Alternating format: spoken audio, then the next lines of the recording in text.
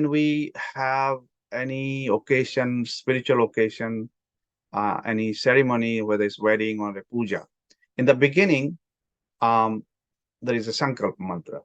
Most of you may have noticed it's all over Bharat. And this mantra is used to actually document the space and time and the occasion. So how the time is calculated?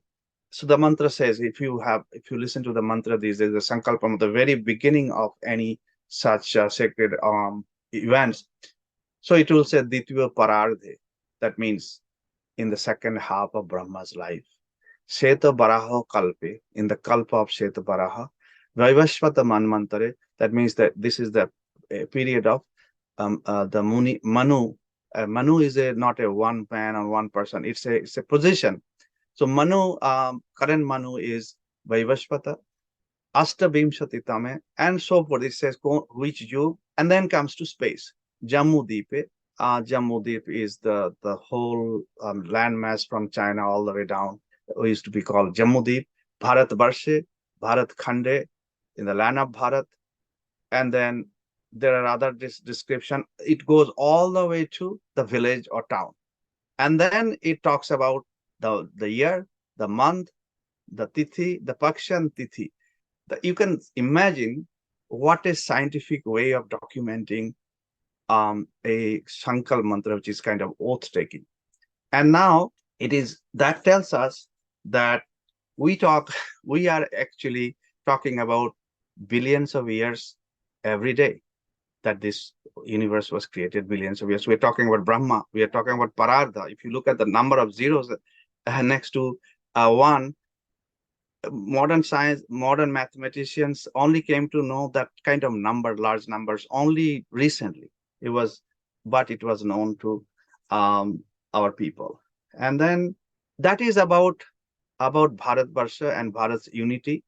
And this is the mantra I don't want to repeat. You can read it through when you have time. When Sati or Parvati went to her father's place for an occasion without being invited, and she was insulted, and she dies.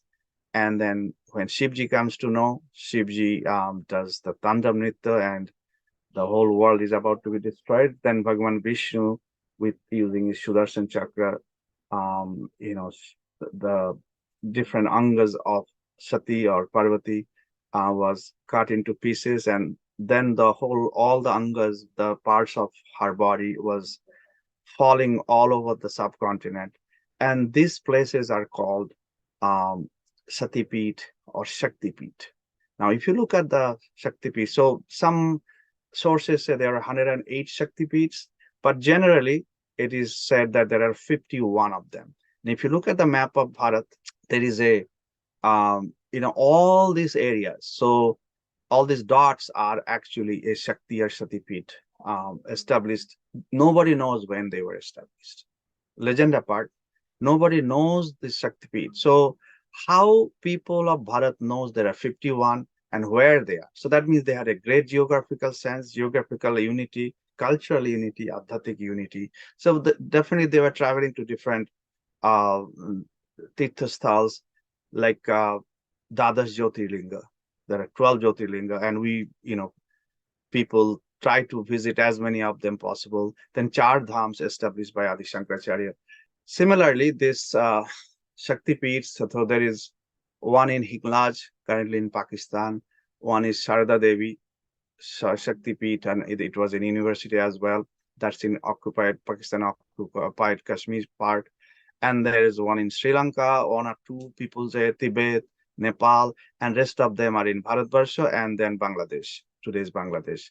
And 14 happens to be in today's West Bengal, and 6 in today's Bangladesh.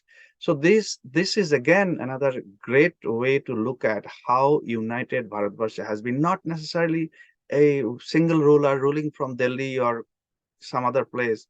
We had this unity for longest period of time.